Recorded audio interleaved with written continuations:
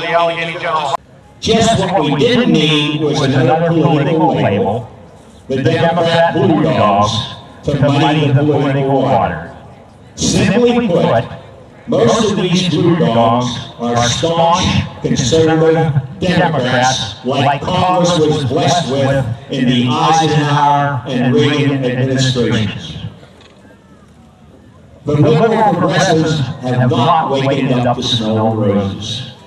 They just don't get it. That socialism's a proven failure, that you can't spend or teleprompt or talk yourself out of debt, that we and other thinking Americans aren't as dumb as they think we are, and by golly, that illegal means illegal.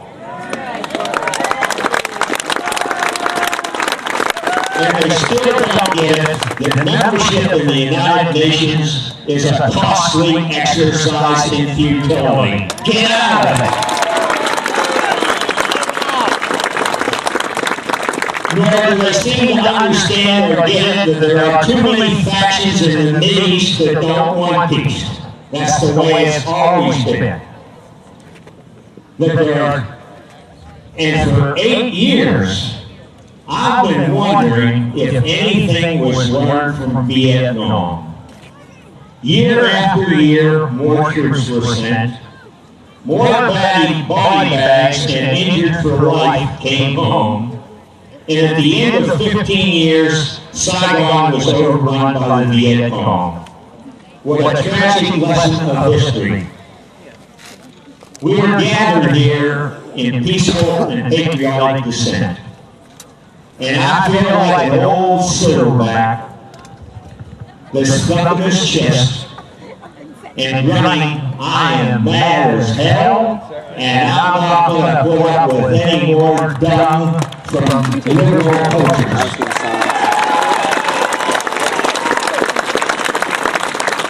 And I sometimes feel like a passenger aboard the ill-fated Titanic that's awakened from a mystical dream of the impending disaster, but unable to convince the ship's captain to change the course he's steaming.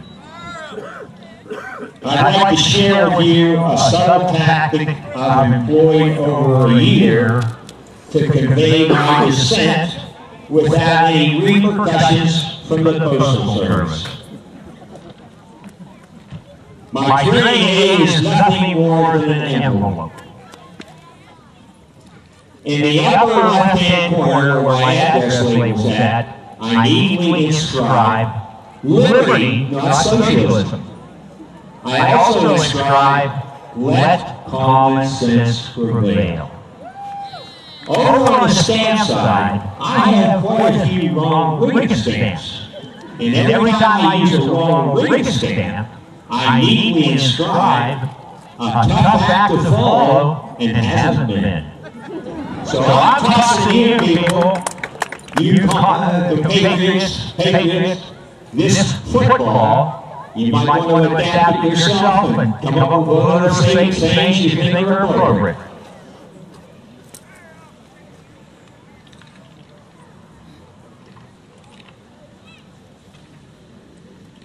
How prophetic, how profanely prophetic, the words of Norman Thomas, a three-time Socialist Party candidate for president back when I was a youngster. Listen up to these words. The American people will never knowingly adopt socialism, but under the name of liberalism, they will adopt every fragment of the socialist program until one day America will be a socialist nation without knowing how it happened. At this point, I want to give thanks to the Westmoreland County Watchman, also known as Don Thompson, for it was one of Don's monthly newsletters that made me aware of Norman Thomas's prophetic words. There's an old radio entertainment program, and I can't help but think of Don as Lamont Cranston, the Shadow. For who knows what evil lurks in the minds of liberal politicians the shadow does, and so does Dawn Thompson.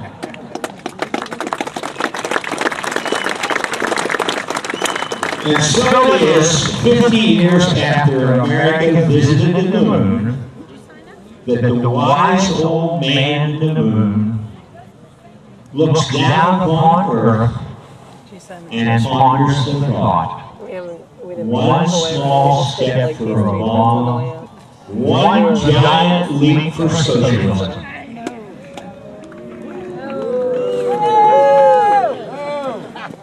And so it is also that I am now playing in the fourth quarter of my life and hoping for a high score.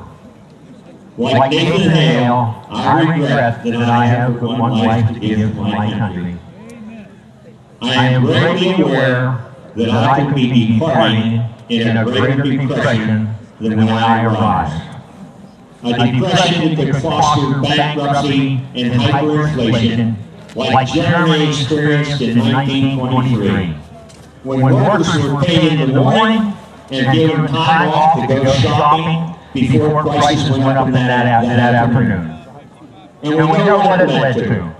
A long black mustache, a long swastika, a lot of steam piles, and World War II. I want to quote the very appropriate words of the great communicator, Ronald Reagan. If we ever forget that we're one nation under God, then we will be a nation gone under. As I point to the heavens, let me say how great thou art. Bless America, and America bless God. Thanks to you all. Let common sense prevail. And may the good Lord take a light to you in our cause. Thank you.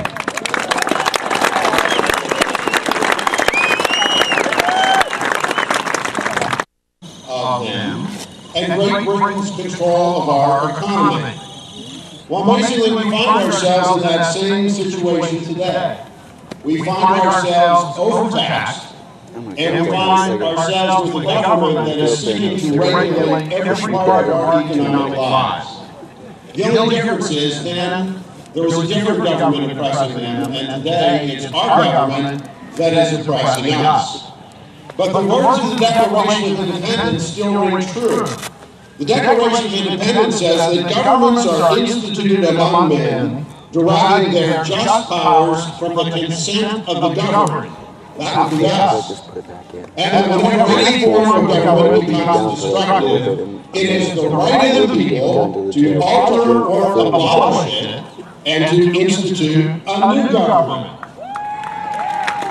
Well, like the government of King George III, our government today has become destructive of our economic freedoms. So we must do in the weeks and months ahead what it is that our forefathers did in 1775 and 1776. We must go out and change our government. Now, to do that, we don't have to fight a military war, but we do have to go out and fight a political war. Because think of what has happened in just the last 12 months alone. Last October, and Republicans and Democrats alike are to blame, last October was passed the $700 billion Toxic Asset Relief Fund, or TARP. And we were told if it wasn't passed immediately, the economy would seize up, credit would end, the Great Depression would begin, and life as we knew it would end. So all the politicians ran back to Washington, they passed the $700 billion TARP fund, and then a couple of months later they said, oh, we don't need the money for that, we need it for something else. So the Secretary of the Treasury, whom nobody elected, changed it. The TARP fund has failed. And then in February of this year, we were told we needed an economic stimulus bill. $787 billion of our money was passed. And yet, we still have unemployment that's reaching 10%, a 30-year high. The economic stimulus bill has failed. But that wasn't good enough.